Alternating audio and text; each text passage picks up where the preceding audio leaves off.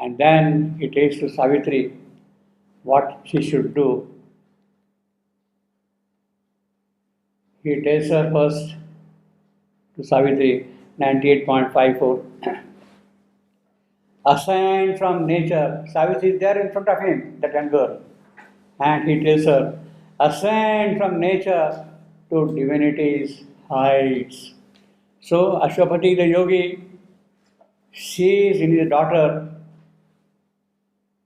something very divine, and he tells her, from nature, you have taken a mortal birth. You have come down here, ascend from here to your divine stature.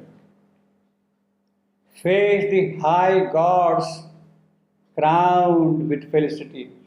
Then meet a greater God, thyself, beyond time. She has to meet a greater God than all the smaller gods.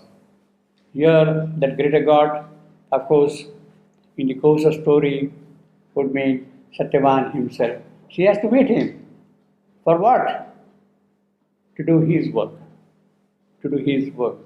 Thyself, beyond time. She is already somebody who is beyond time. That knowledge is there because he is a yogi, Ashwapati. And therefore he tells her, this word was seed of all the thing to be.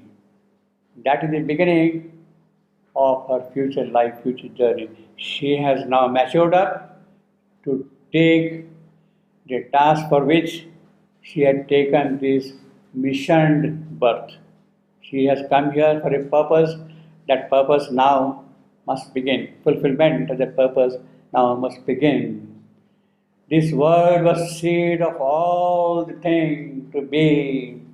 A hand from some greatness opened the hearts and locked doors of Savitri, because she has taken a mortal birth.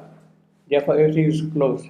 They had to be opened out, and she has to see the reality. A hand from some greatness opened her heart's locked doors and showed the work for which her strength was born. That is the important thing. Her work. She had come here for a specific purpose, and it is that which is now sort of awakened in her soul when her father is telling her that from nature she must rise to her divinity's height. She must rise to that, and it is that which has become the seed for her further growth and progress. Then we have a most remarkable description of the mantra here. 98.57. A sentence running into 19 lines. One single sentence running into 19 lines. By the way, this is not the longest sentence in Savitri. The longest sentence in Savitri appears, let me see.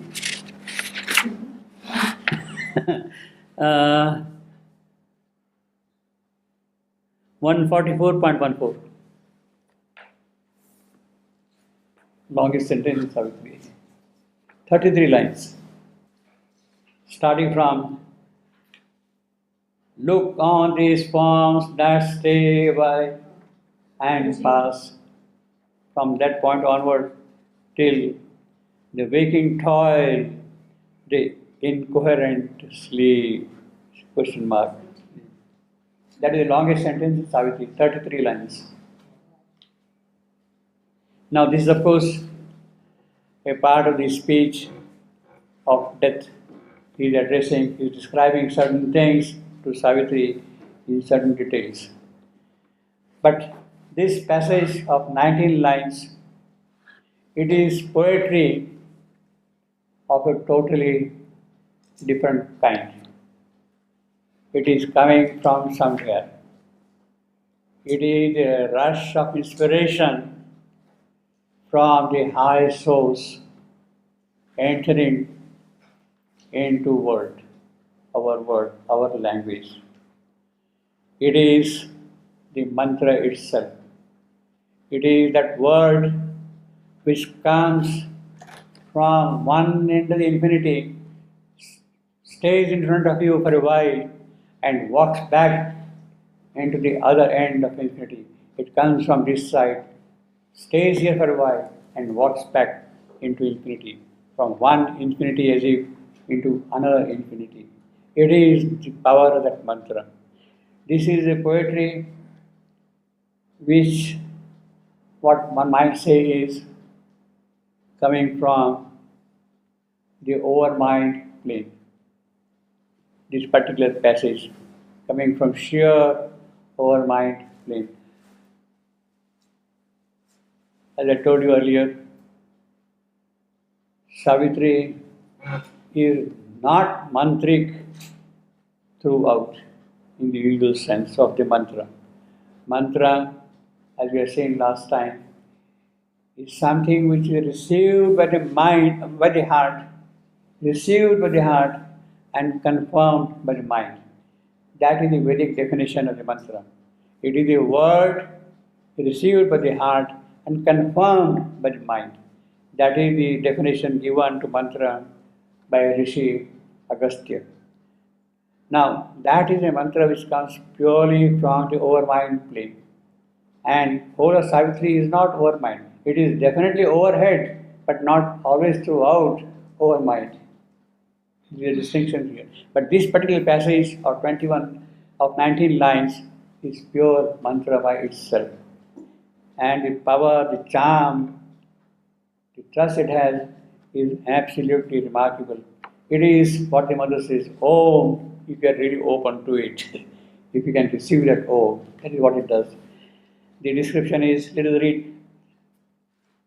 As when the mantra sings in yoga's ear, its message enters stirring the blind brain and keeps in the dimmed ignorant cells its sound.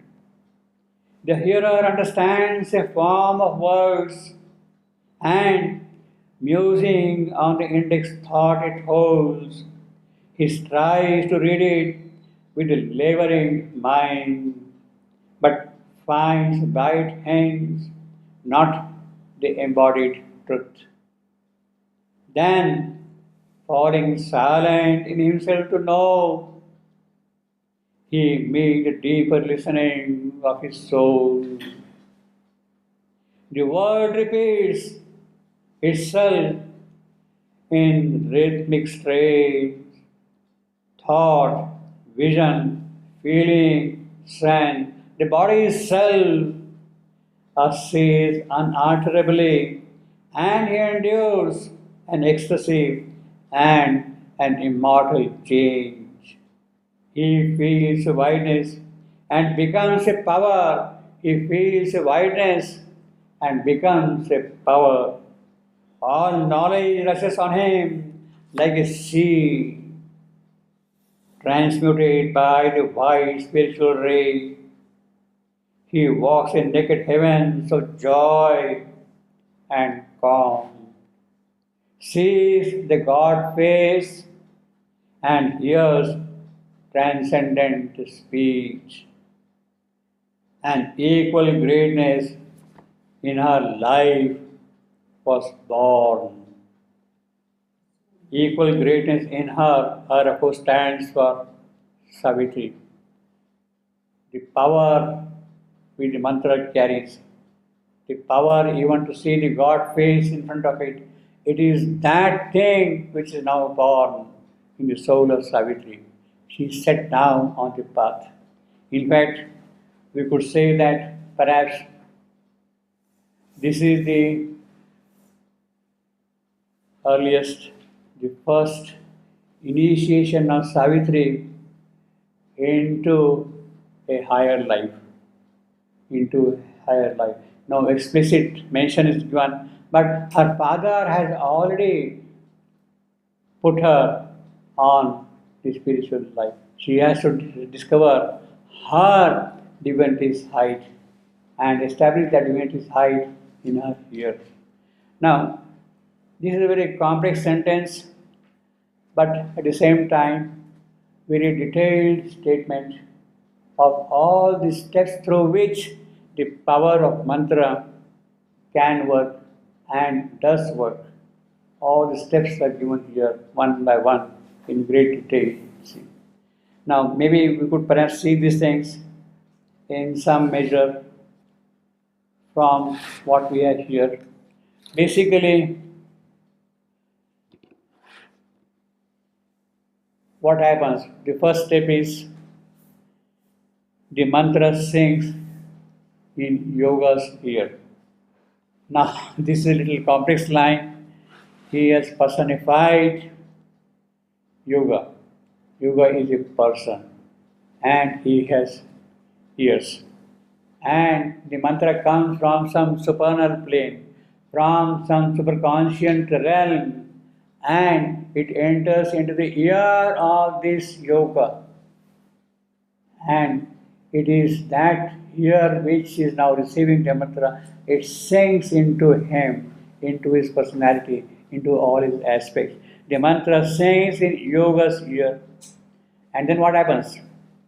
His message stirs the blind brain.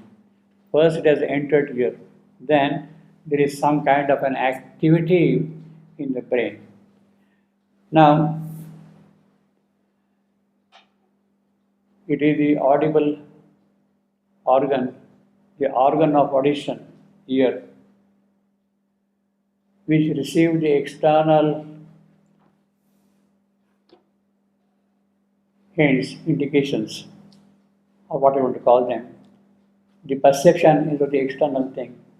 And it is that which is transmitted to the brain. And then it is the brain which interprets what the ear has brought to it. So the objective reality of the thing is first perceived by the sense organ. It can be ear, it can be eye, it can be any other sense faculty.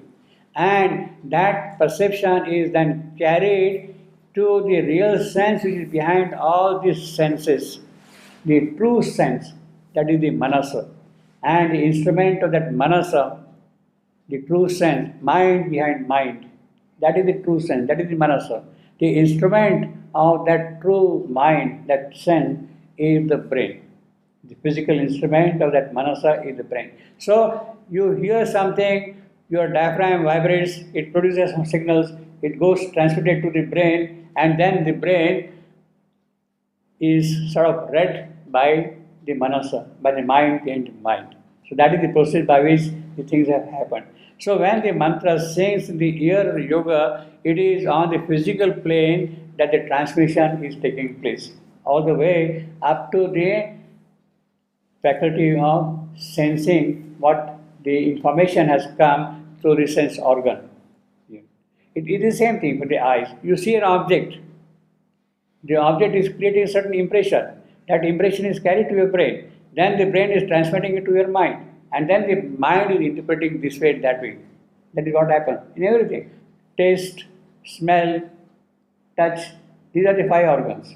And all of them carry that information to the brain. It is the brain and then manasa, the mind behind the mind. And of course, the real sense perception, the true sense perception through all these channels is done by what is called in the Sanskrit literature Sajnana. S-A-M-J-N-A-N, Sajnana. It is the primary sense organ, Sajnana. Its instruments are mind, then brain and other things. So the real sense organ in us is Sajnana, S-A-M-J-N-A-N. It is the faculty of comprehending knowledge of the objective world. You comprehend what the object is telling you, or rather what you are seeing of the object. You are seeing here an instrument. Your eye has thrown light on the instrument. Yes, flower. Your eye has thrown light on the flower and it has reflected back something on your eyes. A signal is formed, it goes to the brain, and then you say, oh, it's a violet flower. Beyond that, we cannot see anything. But Sajnana will tell you, oh, this flower has this quality, that quality. And the mother will say, this is a flower named progress. She will name it progress. See. That is the Sajnana faculty which comes into play. Now, that doesn't happen in our normal case. First, what he is describing here is the level through which the outside information, the comprehension of an object is done by us. Then, of course, there is the other faculty also of apprehension. See, we are throwing light and catching something of the object. But the object also can tell, look, I am like this, I am like this, I am like this. I can do writing. Yes, this is a table. The table is telling me, please use me for this purpose. The table tells me. So that is the apprehension. The sun will tell you, yes, I am here to give you light, to energy, to create life here. That is what the sun will tell you, see. So that is the apprehending knowledge. What we are normally doing with the faculties which we have, comprehending knowledge. So we have got both apprehending and comprehending. In the terminology, we have got Sajnana and Vijnana. Vijnana. Vijnana is the apprehending of knowledge from the object. What the object is telling you. Sajnana is what you grasp of the object. And there can be a certain kind of a dichotomy between the two types of understanding. The real knowledge of the objective world comes only to the faculty of supermind. Supermind has the complete faculty of both comprehension and apprehension simultaneously. It comprehends what the object is, it apprehends what the object is telling you, what it is. Both of them are simultaneous in the eyes, in the perception of supermind. So, here, when the mantra comes here into the yogas here, what happens first? It is a physical process by which it gets transmuted. The mantra sings in yogas here, its message stirs the blind brain, as we got here. Then it gives sound in ignorant cells of our mind, of our brain. The sound is stored by the cells of our brain. That is what it means. The sound is stored by the cells of the brain. And then the hearer, when the sound is stored, then the hearer understands a form of words. The word has come, knowledge has come, but through whatever the brain has received, whatever the cells has stored in them, through that it tries to understand what it has come, what it has received. The hearer understands a form of words, not a full word form. Then it reads it with laboring mind. Whatever has been received, it tries to read with the help of the mind. And the mind labors because it has no direct access to knowledge. Then what does the mind do? It finds only bright hints, suggestions, tokens, intimations. That is all it can do. Beyond that, it does not have the full grasp of it. Finds only hints of truth and not the truth.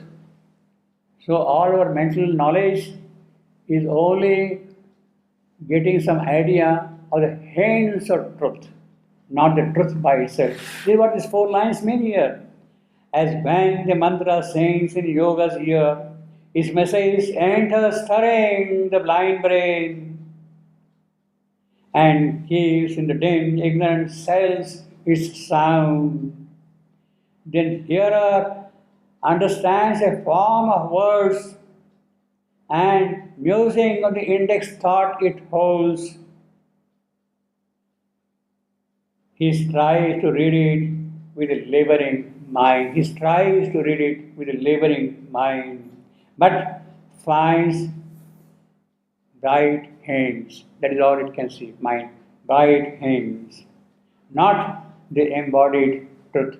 The truth which has come to it, it escapes its understanding. This is the first step of mantra.